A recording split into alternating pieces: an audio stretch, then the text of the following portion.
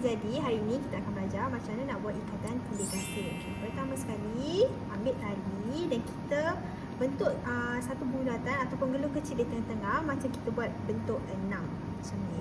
Okay, bentuk 6, kita ambil tali, kita buat bentuk 6.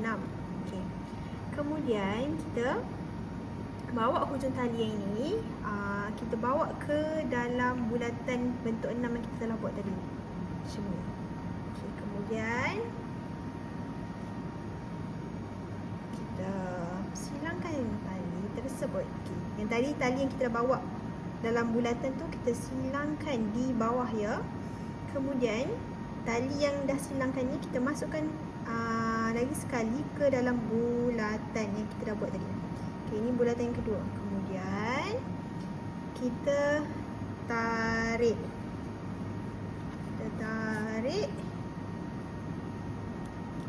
Okay, jadi tindih kasih. Macam ni.